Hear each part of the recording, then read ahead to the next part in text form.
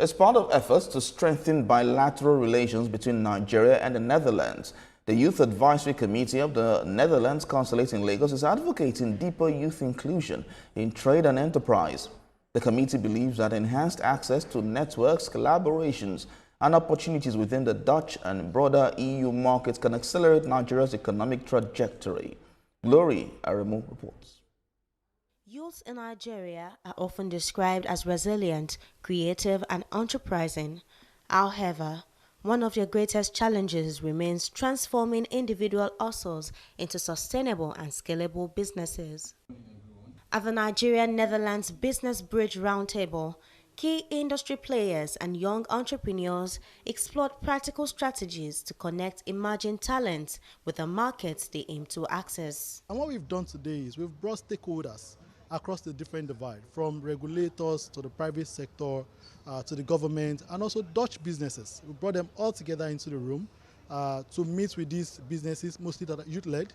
Let them hear what the government is doing, let them hear what the private sector is doing. The knowledge gap is because they don't know what is expected of them, they don't know all the things they need to do, so they think, oh, it's really big.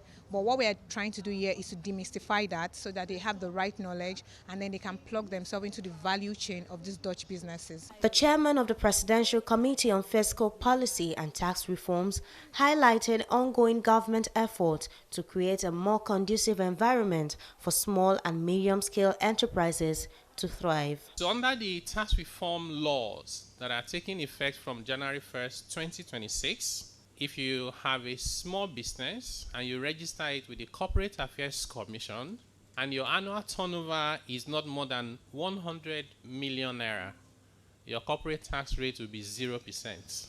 And you know the other good news is that as I speak to you, the Corporate Affairs Commission has opened the opportunity for 250,000 small businesses to register with the CAC free of charge.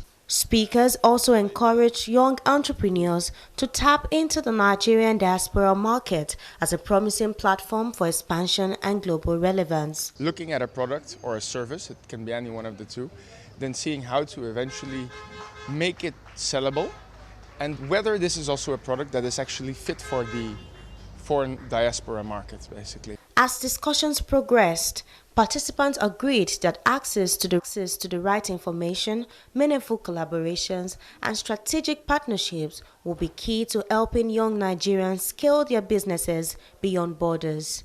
Glory Aremu, TVC News, Lagos.